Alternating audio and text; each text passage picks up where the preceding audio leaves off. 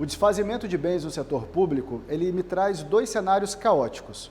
O primeiro deles é quando eu tenho medo de me desfazer e vou mantendo, você sabe, aquele galpão dos inservíveis, sabe? Entulhado até o teto e eu não consigo me livrar daquilo. Então esse cenário é caótico. Por quê? Eu não consigo trazer economicidade nem eficiência para o órgão. E isso afronta princípios constitucionais. Esse é o primeiro cenário caótico. O segundo cenário caótico, que ao meu ver é ainda pior, é quando eu me desfaço daqueles bens, buscando economicidade, eficiência, mas faço da maneira errada. Aí eu corro um risco seríssimo de ser responsabilizado, de pagar conta, ressarcimento ao erário. E em alguns casos, eu tenho alguns clientes que passam anos se defendendo por desfazimentos indevidos, ou equivocados, melhor dizendo. Nesses dois cenários caóticos, ou eu tenho um depósito até o teto, entulhado, ou mesmo eu fazendo de uma forma errada, isso é sempre uma dor de cabeça, não é verdade? Então, eu quero te passar agora um roteiro, um guia, uma forma de você ter mais segurança nesse processo. O primeiro ponto, não tem a menor dúvida, é nós termos regras claras. Lembra aquele jargão antigo? A regra é clara? É exatamente isso. Eu não tenho que estar focado no caso pontual. Como assim, Diogo? Caso pontual? Olha, eu fiz uma baixa, eu vou ter que me explicar daquela baixa, o tribunal está na minha cola. Esquece isso, isso é coisa do passado, isso é coisa de amador. Nós estamos aqui numa gestão profissional. Você não vai pensar em casos específicos. Tá, Diogo, mas como é que eu vou fazer? Se eu fiz uma baixa semana passada, eu vou fazer uma semana que vem. E aí, como é que funciona? A gente desenvolve um manual, um passo a passo, e nós vamos questionar a validade deste manual e não do teu processo específico. Você está me entendendo? Então vamos lá, vamos pegar um exemplo bem clássico. Eu acabei de fazer um inventário e eu tenho uma série de bens não localizados. O que você prefere? Se defender sobre essa baixa específica ou seguir o manual? Seguir o manual. Então esquece o que vai sair da tua cabeça. Nesse caso específico, o que tem que sair da tua cabeça é a elaboração do manual. Aí se for nesse caso, no próximo inventário, em outro tipo de baixa, é só seguir o protocolo. Eu tive uma situação há pouco tempo com um cliente de consultoria que ele falou assim: Diogo, eu fui apontado por 3 baixas pelo meu Tribunal de Contas. Eu falei, por 3? Uma baixa de 2 anos atrás, uma do ano passado e uma dessa. Eu falei, bom, já pode pedir música no Fantástico, né? Então, ano que vem você vai ser apontado de novo. Mas ele falou, mas Diogo, então, eu não quero mais baixar bens, porque eu baixo, eu tenho um problema. Aí eu falei, mas como é que você fez a primeira baixa? Ele falou, não, o tribunal me apontou porque eu não tinha o meu processo completo. Na outra, é porque eu não tinha processo. E na terceira, é porque o meu processo não dizia nada. Aí eu perguntei para ele, quais são as regras para baixa no órgão em que você trabalha? Ele falou, não tem. Precisa? Eu falei, claro. Montamos um manual de desfazimento e de baixas, passo a passo. Estudamos um mês esse manual, um mês inteiro. Aí eu mostrei para ele, isso aqui faz sentido para ti agora? Ele falou, não, faz sentido. Todos os passo a passos, tudo direitinho, em perfeita harmonia com a legislação geral, com as normas locais. Nós fizemos um inventário da legislação local deles. Aí quando ele viu aquele passo a passo, ele falou, Diogo, agora se eu seguir esse passo a passo, eu consigo avançar? Consegue. Beleza. Teve um desfazimento, ele já queria fazer do modo antigo. Não, eu vou pegar, eu vou fazer isso. Eu falei, opa, é aquela muita calma nessa hora. Vamos pegar o manual? Ele falou, tá, vamos lá. Ele estava um pouco ansioso, pegamos o manual, primeiro passo para o desfazimento. Tem o parecer? Não, vamos providenciar o parecer. Depois do parecer, aí nós começamos a elencar os documentos necessários. Gente, quando ele seguiu aquele passo a passo, uma baixa que antes ele levava, vamos colocar aí, 5, 6 dias, sabe quanto tempo ele levou? 30 minutos. Uma baixa que ele foi apontado pelo Tribunal de Contas, sabe como foi essa? Totalmente aprovada, inquestionável. Por quê? Porque a gente não está analisando mais caso a caso. A gente está analisando um procedimento que foi previamente analisado, foi aprovado pelo órgão. Tá, Diogo, isso me blinda de apontamentos? Claro que sim. Mas eu estou sujeito ainda a apontamentos? Claro que sim. Ué, mas então eu não estou entendendo. Por que eu vou fazer isso? Vamos lá. Se o Tribunal de Contas chegar no órgão, e ele foi no órgão dele e aprovou essa baixa, mas se ele dissesse assim, eu discordo com esse procedimento, tal item para mim não deveria ser desse jeito. Ele não ia discutir aquela baixa, ele ia discutir o manual. Não, então vamos rever o manual. Vocês estão entendendo o que eu quero dizer? Você já tem uma blindagem quando você cria um manual de desfazimento. Porque não é a sua cabeça, não é o seu pensamento, não é a forma que você trabalha que vai ser apontado, vai ser o padrão do órgão. Isso faz toda a diferença. Eu não quero carregar nas minhas costas a responsabilidade de uma baixa equivocada de alguns bilhões de reais. Isso não existe. Então, o primeiro ponto, se você quer ter segurança, é gaste tempo não executando, mas planejando e colocando no papel. Ah, Diogo, e como é que eu começo esse processo? Primeiro ponto, a gente tem que ter consciência do que nós estamos fazendo. Olha, eu estou fazendo uma baixa nunca é uma coisa simples. Eu estou tirando do controle patrimonial um recurso que eu posso ser questionado, nós falamos isso no início, que eu posso ser responsabilizado. Mas então, a primeira etapa é busque conhecimento. É o primeiro ponto. Como assim conhecimento? Ou você vai buscar bons treinamentos ou bons consultores para te dizer, a norma geral que trata sobre baixa é essa. O modelo ideal de uma norma interna ou de uma rotina é esse. Por quê, gente? Eu vou dizer da minha experiência. Tem clientes em que a gente implementa normas que eu poupo na vida deles, no mínimo, alguns anos. Isso não é força de expressão, não. Porque uma norma mal elaborada, gente, você coloca a norma vigente, você aplica, executa, é apontado e depois só daqui 2 anos, 3 anos, você vai rever essa norma. Isso é vantajoso? Claro que não. Então, uma norma bem feita poupa na tua vida alguns anos de trabalho e tira, pelo menos, algumas das várias notificações de tribunais de contas e também de controle interno. Está fazendo sentido isso para ti? Agora vamos lá, vamos avançar. Primeiro ponto, normatização interna. Mas não é qualquer norma não, tá? Não é norma para inglês ver. É uma norma para te trazer segurança.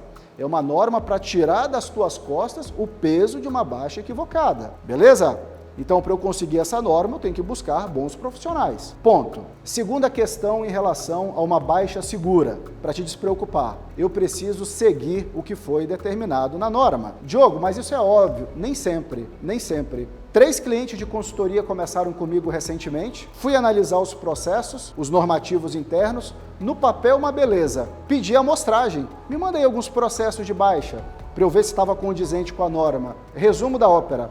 Em nenhum dos 3, o processo de baixa fazia jus à norma. Então, para que a norma, gente? Eu vou o quê? Pegar a norma de outro órgão, copiar e colar? Não faz o menor sentido. E aí, quando eu fui ler a norma com eles, é isso que ela quer dizer? Eles me perguntavam.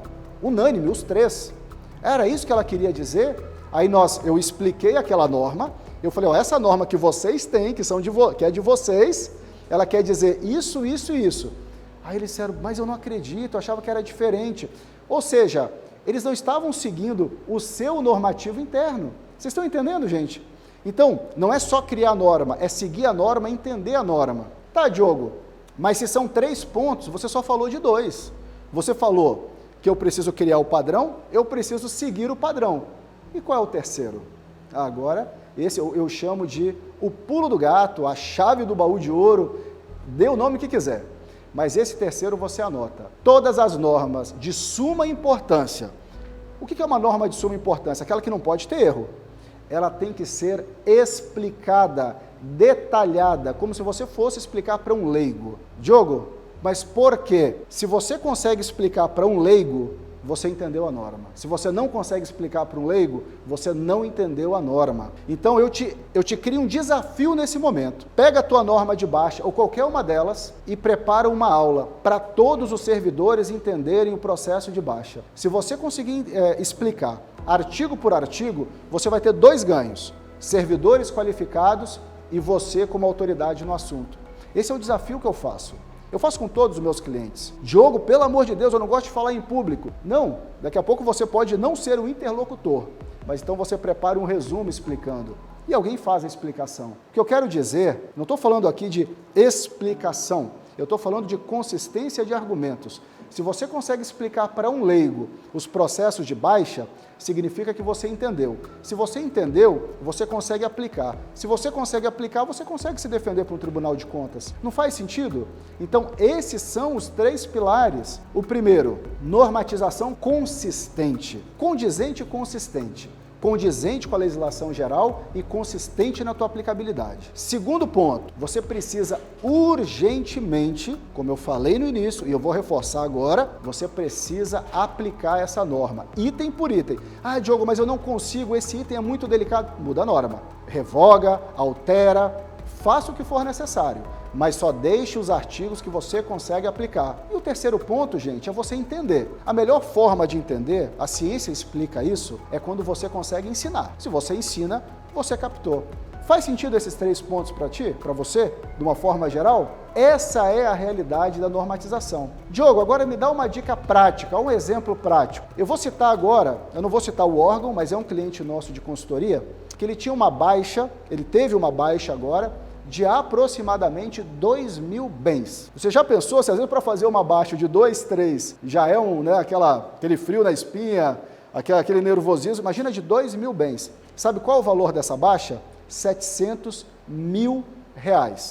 Então, se ele fizesse tudo errado, esses bens iam sair do patrimônio. Ele ia ter no CPF dele a responsabilidade de uma baixa equivocada de R$700 mil. Você quer isso? Eu também não quero. O que aconteceu nesse caso? Eu vou resumir e já vou direto ao ponto. Eles não sabiam o que fazer, e eram vários casos. Tinha baixa por não localização em inventário, tinha baixa por alienação de inservíveis, tudo que é tipo, 2.000 itens. Diogo, por onde a gente começa? Eu falei, como é que é? Por onde a gente começa? E o manual que nós aprovamos? Ah, o manual. Pegamos o manual, catalogamos os tipos de baixa. Porque, por exemplo, no manual a gente explica muito bem isso. Baixa, por exemplo, por venda, eu tenho que ter determinado tipo de documento. Por sucata, outros tipos. Por doação, outros tipos. Não localização, outros tipos de documento. Cara, crachá. Eu falei, já catalogou? Separou? Bora fazer a avaliação agora desses bens? Antes da baixa, obviamente. Mas quem faz a avaliação? Gente, olha no manual, nós criamos o manual. Eles viram lá, comissão de avaliação. Se necessário perícia, pode contratar empresa especializada pela relação custo-benefício, se for vantajoso. Fizemos isso. Avaliamos, emitimos o laudo, então agora já tinha um laudo de avaliação por categoria, por tipo de baixa. E agora, gente, o que a gente faz? Continua no manual, no regimento interno, que nós elaboramos. Fomos para o regimento interno. Ah, não, agora o que nós precisamos é o parecer do jurídico.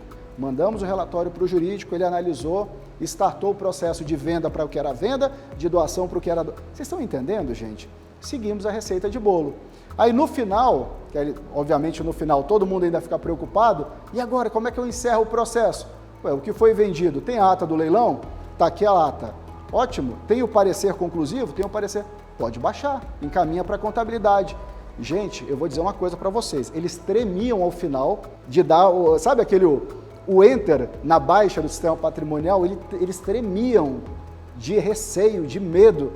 Eu falei, gente, vocês fizeram tudo certo, tá tudo ok. Pá, baixa, mandaram para a contabilidade, baixa, processo perfeito. Inclusive, o Tribunal de Contas, que audita esse órgão, eles foram meus alunos recentes, numa capacitação, e eu encaminhei para um dos auditores. Até porque esse auditor se capacitou comigo e queria casos práticos. Eu falei, dá uma olhada aqui nesse processo de baixa. Ele olhou, ele falou, Diogo, mas isso aqui está muito bem feito. Eu falei, pronto, esse aqui é do município tal. Por que eu falei isso também? Porque se ele for auditar, pelo menos ele já dá a validação. Porque, gente, eu também quero dizer isso. Eu treino muitos tribunais de contas. O objetivo do tribunal não é achar erro. Muitas das vezes, também é dizer, olha, você está no caminho certo. Você está fazendo a coisa certa. Porque os erros a gente sabe que existem. E eu sempre digo o seguinte, no município, no estado, na União, quem está na execução, no batente do controle patrimonial, ele é muito apontado. Ele é apontado pelo gestor, pelo Tribunal de Contas, pela sociedade. Porque se some um bem, se tem um bem sucateado, eles já vão dizer, olha, vai uma notícia na imprensa local, no jornal local, e vai dizer, o problema é do patrimônio daquele órgão. Gente, às vezes o patrimônio não tem nada a ver com isso. Às vezes é o usuário do bem, é o responsável pelo bem, que deixou o bem em local inadequado, O setor de patrimônio não tem como estar em todos os lugares ao mesmo tempo. Mas voltando à origem, para concluir esse assunto, o que eu quero dizer para vocês é o seguinte: nós precisamos ter esses 3 elementos bem definidos: norma interna, execução da norma e, por fim, treinar as equipes e entender bem esse normativo. Parece simples? É simples, desde que a gente faça da forma certa. E é justamente por isso que eu desenvolvi um treinamento exclusivo para baixas patrimoniais e também para desfazimento. Mas, Diogo, um treinamento, será que resolveria? Porque eu preciso criar a norma, eu preciso ensinar, claro que sim. Porque a nossa norma, a gente vai desenvolver durante as aulas. É claro que eu tenho, no mínimo, 3 modelos prontos. Eu te apresento os 3 modelos de rotinas e você escolhe o melhor. Só que essa escolha você vai fazer antes das aulas. Porque quando chegar na aula, eu já chego com o modelo certo e a gente faz todas as adaptações nessas 16 horas e você sai com o modelo pronto. E essa capacitação que eu fiz para você pode replicar para todos os servidores. E ainda, quando você for aplicar uma baixa concreta, nós vamos ter um grupo de WhatsApp e eu vou tirar as tuas dúvidas no caso real. Quer mais do que isso? Vamos lá. Além de eu te dar uma norma, te ensinar a tua equipe e ainda analisar um caso concreto, eu vou dizer para você, eu garanto o entendimento sobre a norma. Essa é uma garantia minha, porque enquanto você não disser, Diogo, eu estou 100% convencido de que essa norma é válida para o meu órgão, a gente não termina o treinamento. Eu digo para você que, a partir desse momento, as suas baixas vão ter um outro patamar e eu vou te ajudar nesse processo. Forte abraço, tchau!